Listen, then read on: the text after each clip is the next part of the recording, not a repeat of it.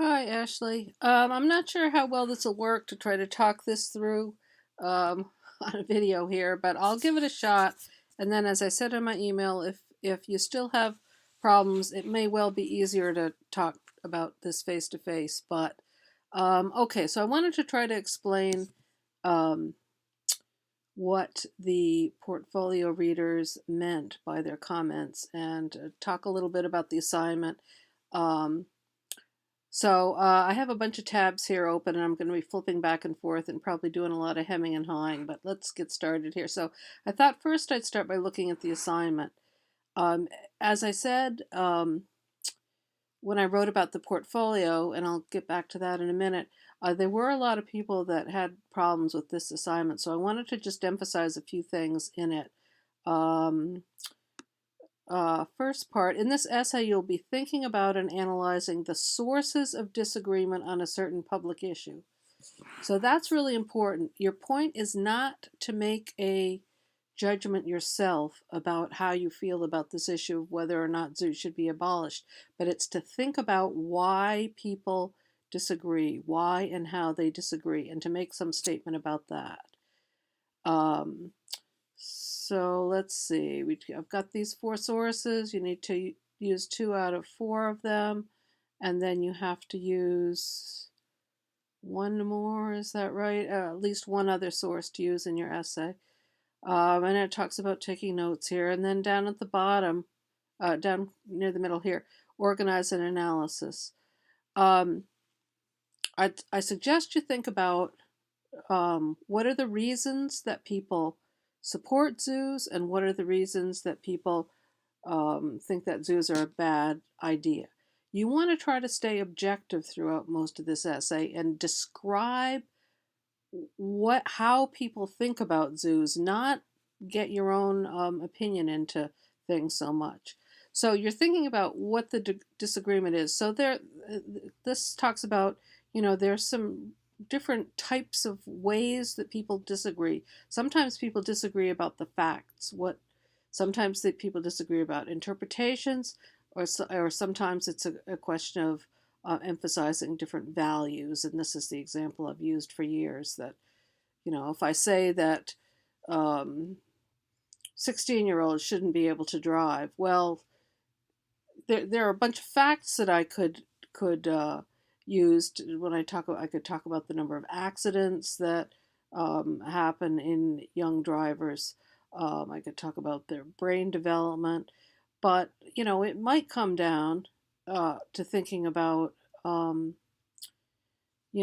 value of keeping people safe. If that's really important, that I want to keep my 16-year-old as safe as long as safe as I possibly can. Well, no, yes, I wouldn't let them drive. I'd put them in cotton, and whereas somebody else might emphasize the value of independence and liberty. So both those things are good things. It's safety is a good thing, and independence and is a good thing.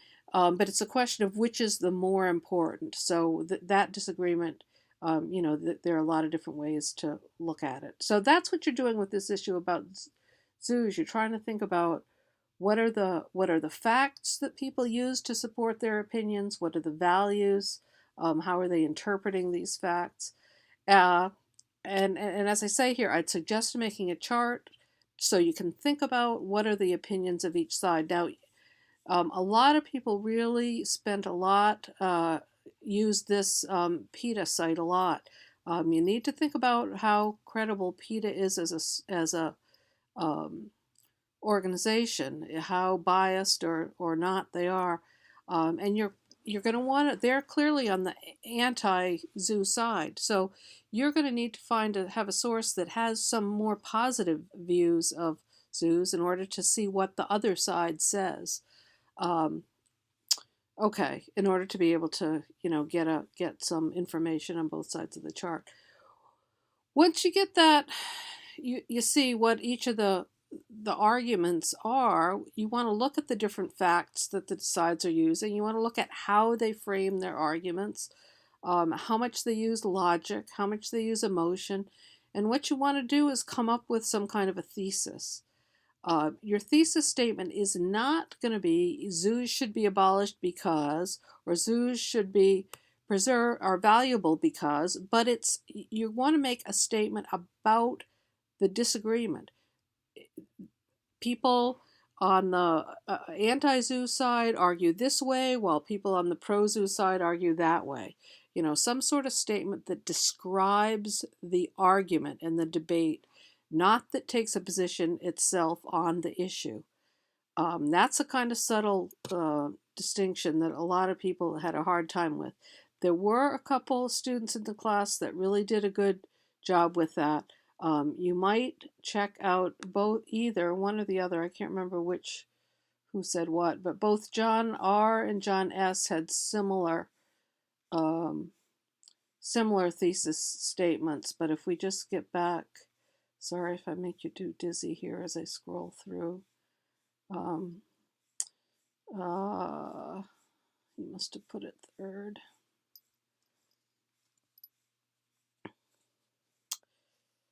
Oh no, he didn't use his zoo essay, so you're gonna have to go down way farther. It's probably on a different page. Let's see. Okay, to zoo or not to zoo? That is the question.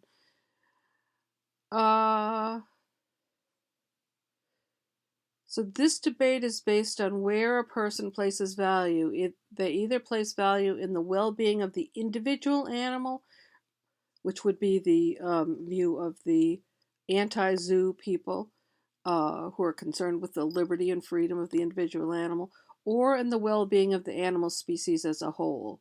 So he's talking about the debate, and he's making some explanation about why people are on one side or the other. There's not one, there are many possible thesis statements. I might come up with a thesis statement that says that the people on the anti-zoo side are arguing more from emotion, and while the people on the pro-zoo side are maybe have more logical structures to their arguments, or something like that. So you want some kind of statement about the argument.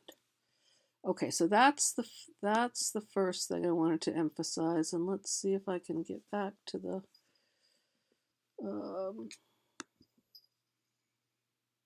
essay, see if there's anything else here. Okay, and then there was a suggestion here about the organization of the paper. You want to introduce the issue in the first paragraph, and then that paragraph should end with your thesis statement. So at the end of that first paragraph, I should see a sentence that really sums up your view of why people are debating this issue. What's different between the people who are arguing for zoos or the people who are arguing against zoos? Now, you could, another approach might be to look at, well, what do these people have in common? What do the two sides are very different in certain ways, but maybe there are certain values that they have in common, and you could write your paper emphasizing that. Okay, so you're going to have that paragraph with a thesis statement at the end. You might have some explanatory information about the history of zoos or something like that. But then you want to look at, the people on this side say this, and this is the type of evidence they use, and this is the kind of language they use, and this is that sort of thing. And then you want to say the people on the other side, on the other hand, argue this way, and bring out the contrasts in those two things. Now you could organize it by first looking at the pro side and picking out several issues or several main points of their argument, and then look at the anti side. Did I say pro side first? Or you could go issue by issue. In conservation, what does each side say about the value of zoos in conservation? What does each side say about the purpose of zoos? What does each side say about whatever you want to? When you look at your chart of the different arguments on either side, you want to, how do they match up? How do they pair up? Okay. And here's just some information about citation. Okay, so what I'm going to do is let me go back and look at the email I sent you that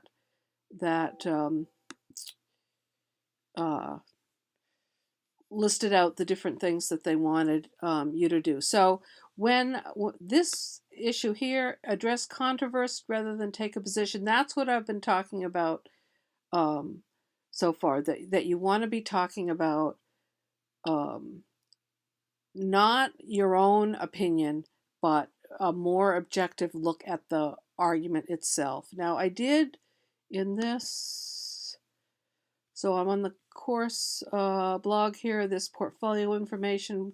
I did put a paragraph about that you might want to look at too, where I said many people had problems with in Essay 2 with coming up with a thesis statement that makes a claim about the debate, not about your own position on whether zoos are beneficial or should be banned. And the example that I talked about in my face-to-face class was about gun control. So if you were doing the same thing on the gun control issue, you'd want to be not saying how you felt about it personally, but describe it more, analyzing and describing the debate itself. So I give some examples of possible thesis statements, which I may or may not believe, but these would be a workable one. Gun control. Opponents argue from a more emotional position that emphasizes individual liberty, while gun control proponents offer more rational arguments that highlight evidence of the impact of gun control on reducing violence. So I've got two elements here. I'm talking about emotions versus rational argument. So I could make that, those could be a couple paragraphs. I'm going to make a point about the emotional charged language used by the people on the anti-gun control side, on the Second Amendment side, and I would want to give some examples from the arguments that I was using as my sources. Versus this, so more rational arguments. I'd similarly be citing some evidence from the sources that was used. So this is more about the emotional, the appeals, the rhetorical appeals used, the two different approaches for the two positions, and then this talks about their main the main reason that they give.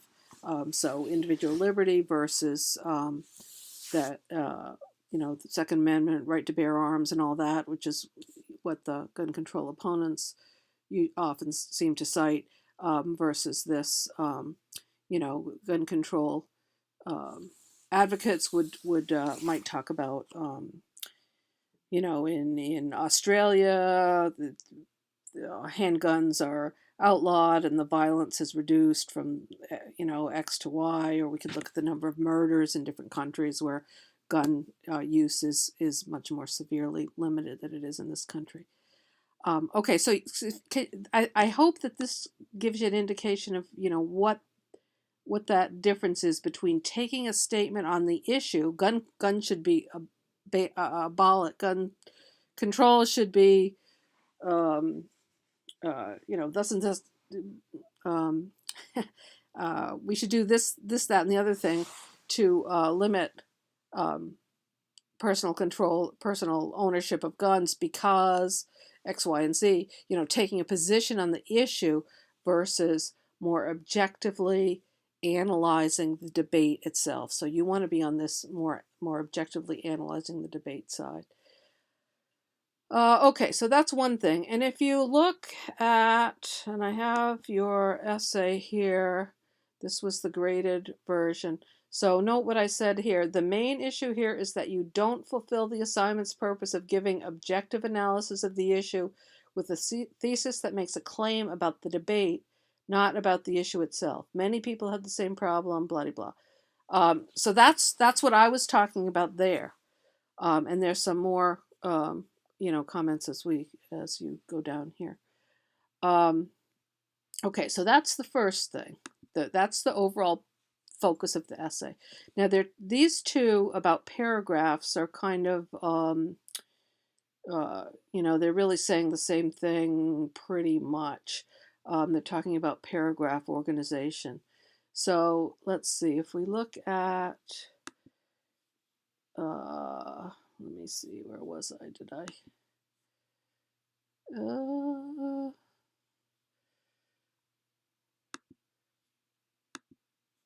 Let's see, I'll just get into your essay this way.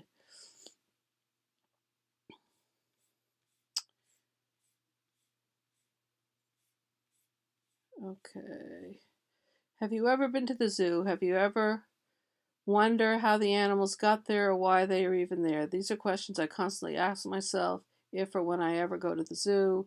But so you're introducing the issue here, but when you get down to the end, you don't come out and you don't have a thesis statement that tells me something about the debate. There are many things I'm going to come across that I strongly disagree upon. You're getting at, I can tell here that you're anti-zoo, and that you're going to come up with some reasons here that you'll write about, but you're not analyzing the debate. So okay, but when you get to this paragraph structure, so what you want to do is look at these paragraphs, read through. Each paragraph should have one main idea, and often that idea is captured in a topic sentence that comes at the beginning of the paragraph often. So here you say the zoo is like a prison. Animals like to run, roam, fly, or climb. So this has to do with the issue of coherence that they talk about. You're making two statements here, but you're not really connecting the ideas. They like to choose a partner and be with others of their own kind. In the zoo, they are very limited to space. Wording's a little off there, I think. Animals have their freedom. Freedom is a precious concept, and wild animals suffer physically and mentally from the lack of freedom they're getting. Okay, so you're coming out and saying these as flat statements rather than saying the people on the anti-zoo side claim that. That's the sort of way you want to use this information. Animals get bored. So this is all negative kind of things. While reading an article and coming across a document on Blackfish, the killer whale who attacked and killed his trainer. That's a sentence fragment. We're getting to usage here. I'm jumping ahead. Put yourself in a bathtub. Wouldn't you have gone crazy? So you're talking about sort of what the anti-zoo side and how they see the zoos as a prison. And now some of these things kind of, I think you could connect them a little bit better, but they do sort of relate back to that idea. But here, you're switching gears here in the middle of this paragraph, and you're talking about having to do research. It brings up arguments. So we're switching from the idea that the anti-zoo people see zoos as prisons to more generally, getting some other ideas. And then a coworker says to me that wildlife for animals is dangerous because they can be attacked by others. So that doesn't connect to this idea of zoos as a prison. Well, I can see it's another. It's a contrast to it. It's connected in that it disagrees with it, but it doesn't belong in the paragraph that's about zoos as prisons, because it's another idea that zoos can be seen as safe places for animals. Coworker says that, well, they grow up and live around that life, so they are adapted to their surroundings. So this is sort of the pro-zoo side. So we're going from the anti-zoo side to the pro-zoo side. And this, I guess, is close. They grow up and live around that life, so they are adapted their surroundings. I'm not quite sure.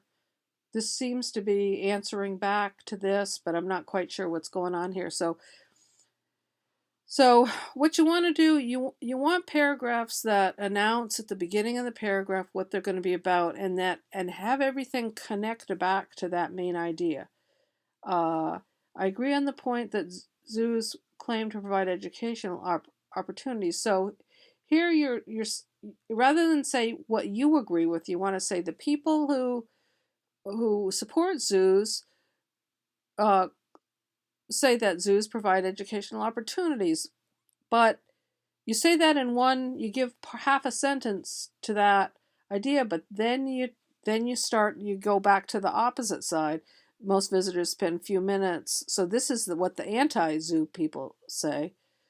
The fund should be directed towards the animals. So this is education. This is about the funds, where the funds go. So you see how the ideas are sort of jumbled, and you have several ideas going on in this paragraph. And what you need to do is separate the ideas out. Now, you don't have to make a formal outline, but some kind of bullet point list or something of what the main idea of each paragraph is. Danger. Okay, and here again we're losing the idea of objectively analyzing the debate. This is another issue to me that puts the animals and also others in danger, is being able to touch some of the animals. So I'm not quite sure how that connects, whether that's what the pro-zoo people say or the anti-zoo people say. How would you feel? They overcharge to get in. So we're back to money and finances. Zoos have changed incredibly. Advantages, disadvantages. So you kind of skipping around from one thing to the other. There is some information on the course blog. If you go up here to writing, consider about paragraphing, and you might want to look at this handout about that gives some information about how to structure a paragraph. So get a controlling idea for the paragraph with the topic sentence. Now, you can't always do that. Like if you're sitting down and you got a blank sheet of paper and you're starting to write a paragraph, you might not know what the controlling idea is. So in a rough draft and early drafts of an essay, you might jump around from one thing to the other in a paragraph. So you can do this not just when you're starting to write a paragraph, but also as part of the revision process. Look at what you've got written and see if everything holds together in the paragraph, and try to figure out what the main idea is. Is there a sentence that sums up what the paragraph is about?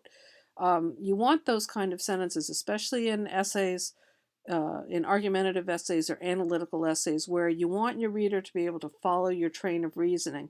And it really helps them if you can announce, kind of sum up each paragraph as they go through, rather than expect them to kind of put together all these sentences with different specific details to try to, structure or figure out what your main argument is. But I'd suggest it might be, be helpful to read through this.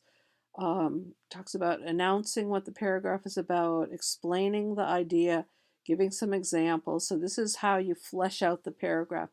When you're doing research writing, these examples often are kind of come from your research. So could be specific details that you get from your sources, or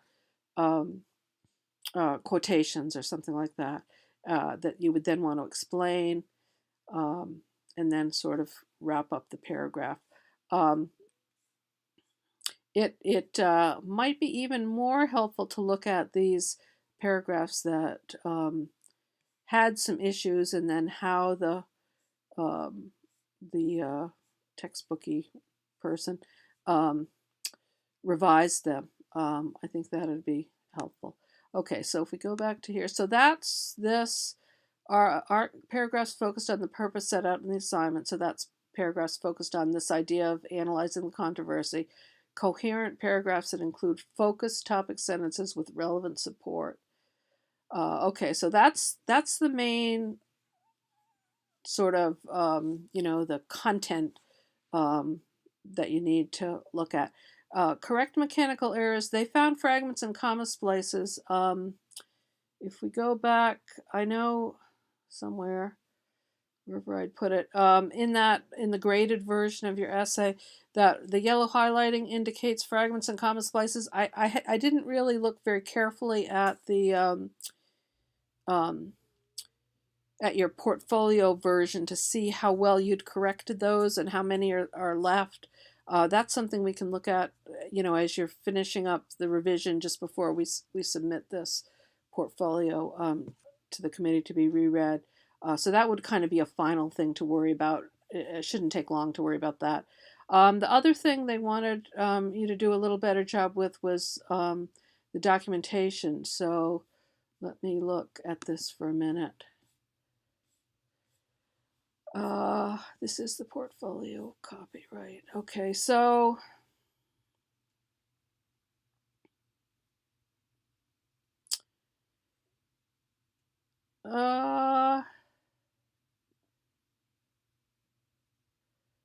this isn't too bad.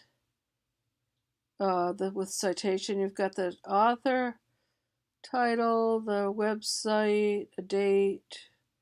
That kind of looks okay. Here, I would have thought there was a date, but maybe I can't remember off the top of my head.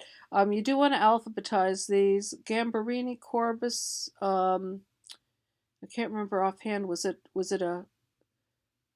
Surely there wasn't a slash in the middle of the guy's last name. So double check that. But other than that, that doesn't look too bad. But you don't have any in-text citations, I don't think.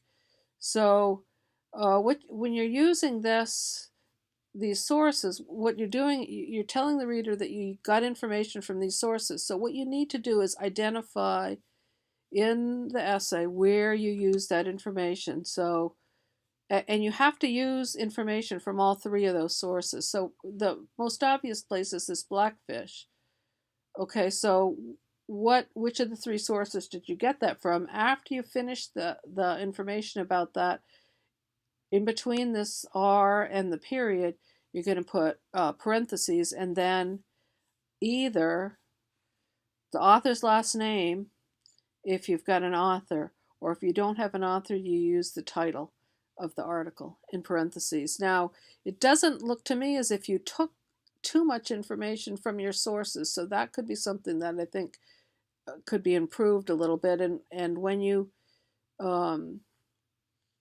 when you're making if you're making a chart on what the arguments are for either side, you want to try to get some specific information, some specific examples, some specific quotations from those sources that you can use sort of as evidence to prove that this is the way indeed this is the way these people are arguing.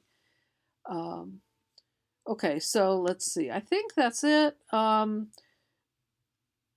Again, I'm not sure how well this is going to come across. If you want to, I'd be glad to meet with you. So the idea is you're going to revise this, and then it's going to be we can work back and forth either face to face if you have a chance to come in, or we can work through email. Do some revisions, and I'll give you some feedback. Just this single essay needs to be submitted back to the committee with the list of revision tasks that the readers gave you, and then 2 new readers will look at it, and they'll look at your original version and they'll look at the new revised version and make sure that you've adequately handled all these issues. We're going to have a portfolio reading sometime early in the semester, maybe 2 or at the most 3 weeks in.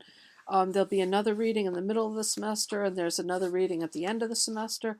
There's no tearing rush, about getting this done if you get busy. Though usually, for most people, the beginnings of the semesters, they've got a little bit more free time. So it'd be good if we could get it taken care of in the next few weeks. But I can't remember if you said you were going on to take English 102 this semester. I kind of think maybe you said no, but if you can go ahead and take English 102. If you have any problems registering, let me know and I can work that out. Okay, so just shoot me an email and let me know if you think this is sufficient for you to get started. If not, I'd be glad to meet with you. As I said, it's a little bit, I'm a little bit limited next week as Martin Luther King Day is on Monday. Thursday I have a meeting in Worcester I need to go to. Friday I have babysitting, and I have some meetings on Tuesday. But I am going to be at school on Tuesday, but I'm free either fairly early in the morning before about. I have a meeting at 11, so anytime 9, 9:30, 10 would be fine on Tuesday, or after about 3. And I'm free completely on Wednesday. I'd be glad to come in if that would be a good day. Okay, let me know. Hope to hear from you soon.